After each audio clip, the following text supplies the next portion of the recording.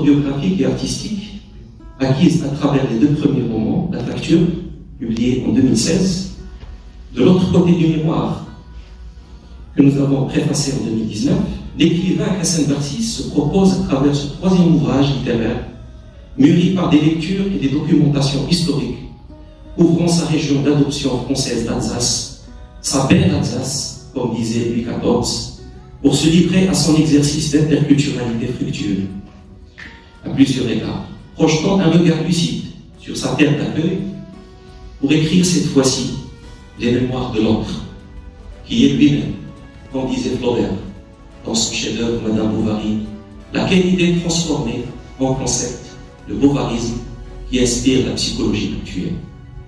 Loin de son pays d'enfance, Mohamedia, avec lequel il a fait la paix durant son premier roman autobiographique, La Facture, bien qu'il demeure pour lui et de loin dans la cité du sculpteur Bartholdi, qui lui est cher comme art, le pays d'enracinement originel au regard de Barthes.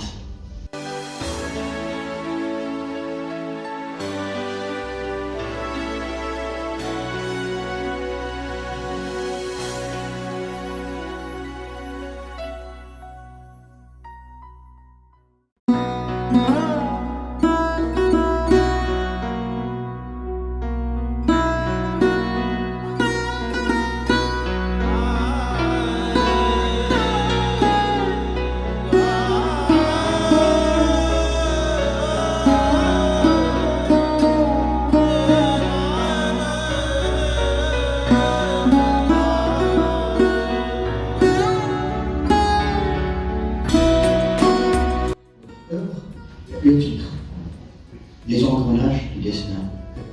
Vous pouvez un peu nous éclairer là-dessus? En fait, la difficulté dans ce roman, c'est qu'il y a des gens qui appartiennent à la famille de mon épouse. Et donc j'ai hérité d'une boîte métallique où il y avait pratiquement toutes les archives, toutes les archives de la famille. Et donc moi, ma problématique, je voulais en fait restituer vraiment le ressenti des personnages, parce qu'ils étaient tous différents en fait. Et donc, en pensant par exemple à Marcel, c'est un personnage vraiment qui m'a beaucoup ému. Et même à la fin du livre, vraiment dès que j'écris sur lui, je le vois. C'est quelqu'un, comme ça on va voir pourquoi c'est les engrenages. Parce que les engrenages, si vous voulez, c'est cette mécanique qu'on n'arrive pas à contrôler. C'est-à-dire que ce n'est ni hasard, on ne peut pas dire que c'est le hasard, parce que ça tombe toujours sur les mauvaises solutions, c'est-à-dire qu'on ça tombe toujours que sur les points défavorables. Ce sont des engrenages qu'on ne contrôle pas et qui font que les personnes y vivent d'un problème à un autre.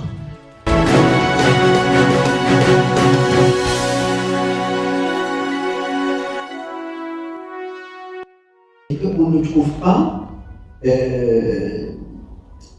que les personnes sont verrouillées dans leur identité.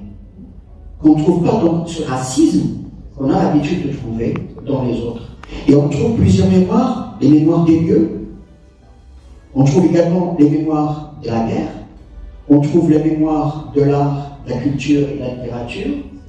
C'est-à-dire que c'est partout une mémoire qui est dynamisée, et ce grâce à une personne qui a essayé de garder les mémoires vivantes et de les réactualiser contre l'oubli et contre l'effacement.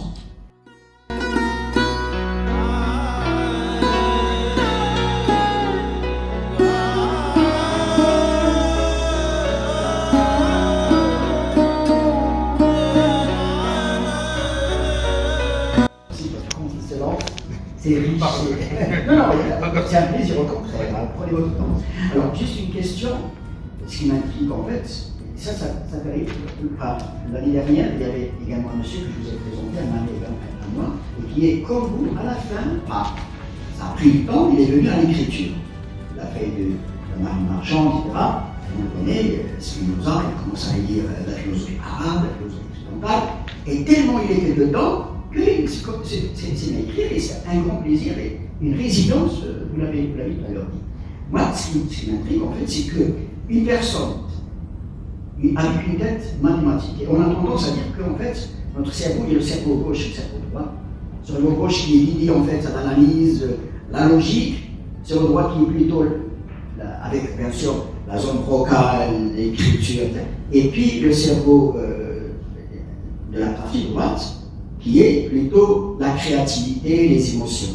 Et vous avez, pendant votre parcours, développé ce cerveau gauche, avec les mathématiques, j'imagine, les formules, les classes prépa, l'agrégation, il n'y a que ça. Et tout d'un coup, vous avez pu, à contrario, développer un circuit neuronal dédié à l'écriture. Comment on peut installer ce circuit neuronal? En fait, le projet d'écriture, en fait, c'était en gestation, parce que j'aimais beaucoup lire. Vraiment, j'aimais beaucoup lire, et même dans ma bibliothèque, ma femme m'a fait encore la remarque toujours, j'ai plus de livres. J'ai plus de livres en art et puis de littérature que de livres en mathématiques. Et donc, c'était le projet d'écriture, c'était une gestation, parce qu'avant de choisir, en fait, quand j'étais parti à Strasbourg, et bien, quand on a fait les 2 premières années,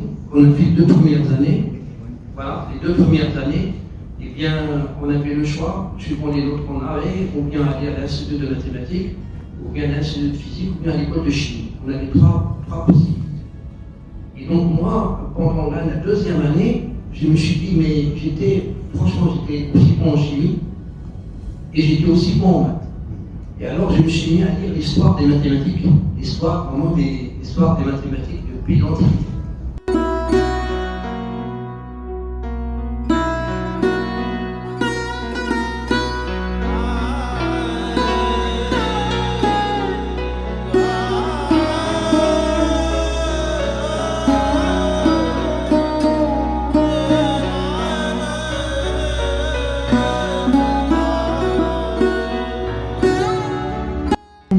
Une restitution d'une histoire, d'une visite d'un musée, d'une interaction avec le lieu, donc, et ça a révélé quand même tous ces vibrations que j'ai senties. J'ai pas encore lu le livre, mais c'est juste ces fragments que j'ai entendus m'ont vraiment intégré dans cet imaginaire. Fortement dans la littérature maghrébine d'expression française, des livres qui doivent vous rendre très fiers de ce que vous avez fait, c'est Hassan. Donc, juste un témoignage, c'est Hassan quand il a écrit La Fracture, il avait présenté à l'époque à Ben Slimane, à 2 reprises, dans une école et dans un espace littéraire. Et puis après, quand il avait terminé l'écriture, j'ai posé la question, c'est Hassan, est-ce que vous allez écrire un nouveau roman? Il m'a dit jamais. Donc il y a de tout dans cet ouvrage. Il y a l'art, l'historique, la psychologie et tout. Et surtout...